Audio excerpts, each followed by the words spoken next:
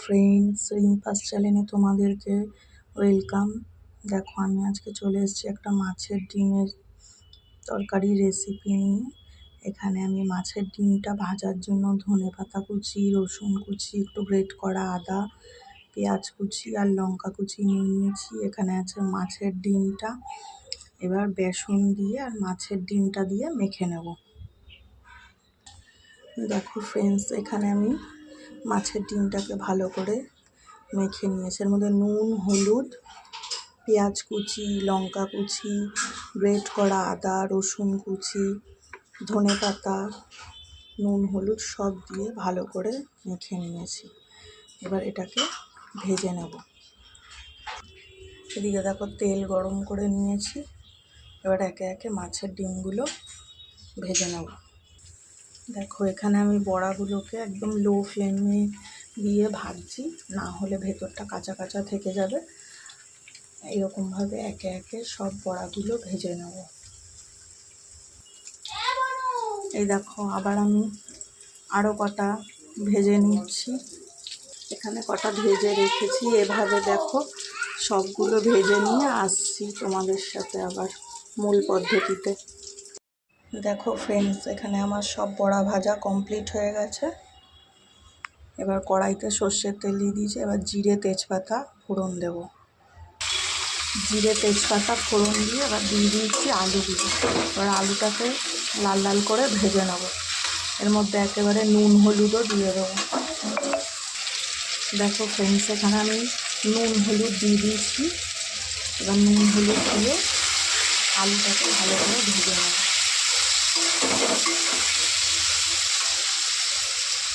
দেখো আমি এখানে আলুটাকে লাল লাল করে ভেজে নিয়েছি। এবার এর মধ্যে ধনে গুঁড়ো আর জিরে গুঁড়ো দিয়ে দিয়েছি।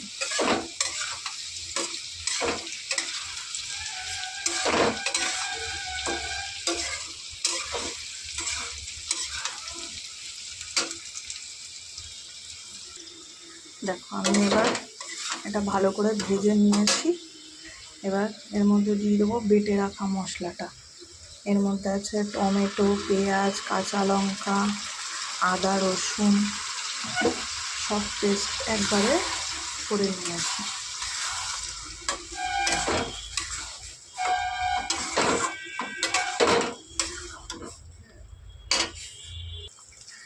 এবার দিয়ে দেবো কাশ্মীরি লঙ্কার গুঁড়ো।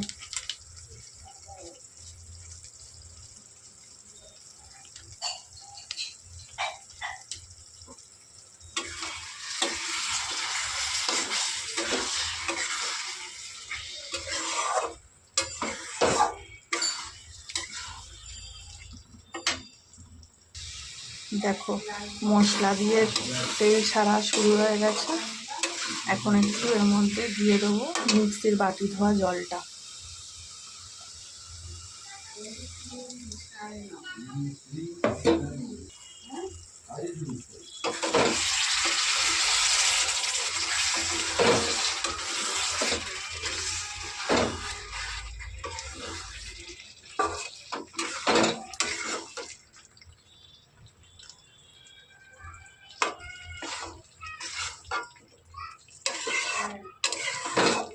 দেখো মশলাটা কষানো হয়ে গেছে। এবার ঝোলের জন্য জল দিয়ে দেবো। দেখো ঝোলটা ভালোভাবে ফুটে গেছে। এবার বড়া দিয়ে আর একটু ফুটিয়ে নেব।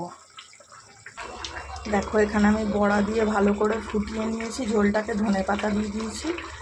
এবার একটু গরম মশলার গুঁড়ো দিয়ে নামিয়ে নেব। এই যে দেখো এটা হচ্ছে ফাইনাল লুক। আমার রান্নাটা তোমাদের কেমন লাগলো অতি অবশ্যই জানিও। আর এইভাবে একবার খেয়ে দেখো, ভালো লাগলে অতি অবশ্যই সাবস্ক্রাইব করে দিও। টাটা বন্ধুরা, বাই।